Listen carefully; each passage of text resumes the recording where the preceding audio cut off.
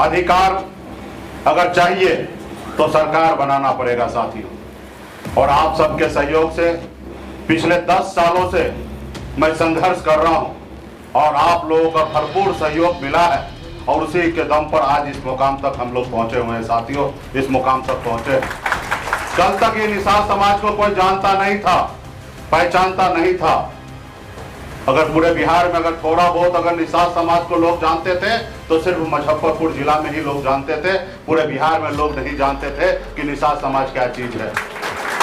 लेकिन आज पूरे बिहार ही नहीं पूरे देश में अगर जानने लगे हैं तो सिर्फ मुकेश सहनी का योगदान नहीं है साथियों, सिर्फ मुकेश सहनी का योगदान नहीं है। इस मुकाम तक आने के लिए पूरे बिहार का एक एक निषाद मजबूती से वीआईपी पार्टी और निषाद विकास संघ के साथ खड़ा हुआ।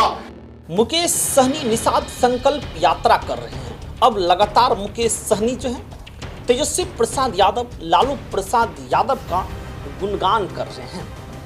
यहाँ तक कि मुकेश सहनी कहते हैं कि तेजस्वी मुख्यमंत्री बनेगा, हम उप मुख्यमंत्री बनेंगे। साथ ही साथ मुकेश सहनी कहते हैं कि आज़ादी के कई वर्ष बीत जाने के बाद भी हमारी जाति को अधिकार नहीं मिला, हमें निषाद को अधिकार चाहिए, निषाद आरक्षण चाहिए। जो हमारी बातें सुनेंगे हम उनके साथ रहेंगे। लगातार लालू यादव और तेजस्वी यादव जी का वर्णन कर रहे हैं, अच्छाई बता रहे हैं। लेकिन कहीं ना कहीं विधानसभा चुनाव में क्या प्रश्न उठता है कि मुकेश सहनी तेजस्वी यादव साथ ही रहेंगे या फिर तेजस्वी यादव को चकमा देकर बीजेपी के पास तो नहीं चले जाएंगे। कई सारे सवाल हैं। इससे पहले विधानसभा का चुनाव जो है मुकेश सहनी जी एनडीए के साथ मिलकर चुनाव लड़े थे, आरजेडी के साथ नहीं थे। हालांकि लोकसभा में गठबंधन हुआ है, लोकसभा में गठबंधन होने के बाद लगातार गुणगान जरूर कर रहे हैं, लेकिन मुकेश सहनी जी पाला बदलने में भी पीछे नहीं हटते हैं। मुकेश सहनी जी हमेशा राजनीति जो करते हैं अपनी जाति के लिए करते हैं। अब बताइए, आपको बिहार के सभी लोगों से वोट चाहिए, लेकिन आप बात कर रहे हैं निषाद आरक्षण का। सिर्फ एक ही जाति का आपको वोट चाहिए मुकेश सहनी जी, आप सिर्फ एक जाति का बात कर रहे हैं, निषाद आरक्षण का बात कर रहे हैं। अन्य जाति से आपको वोट नहीं चाहिए। जो आपकी जाति है वही जाति अगर आपको वोट दे देंगे तो क्या आपके 40 एमएलए बन जाएंगे? आइए देखिए क्या कर रहे हैं मुकेश सहनी। इसके दम पर आज हम यहाँ पे पहुंचे हैं साथियों, उसके दम पर पहुंचे हैं। तो साथियों, कोई भी लड़ाई 2-4 दिन में नहीं जीता जाता है साथियों, उसके लिए समय लगता है। सिर्फ जरूरी है कि आप अपने कर्तव्य के साथ मजबूती से उस रास्ते पे चलिए साथियों, उस रास्ते पे चलिए।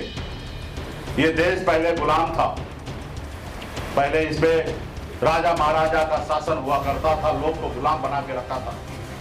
उसके बाद मुगल आए, वो भी इस देश पे राज किए।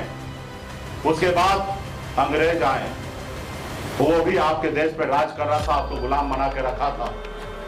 और आपके पूर्वज, हमारे पूर्वज ने 250 साल तक लड़ाई लड़े, तब जाके हमें आजादी मिला साथियों, तब जाके आजादी हमें मिला।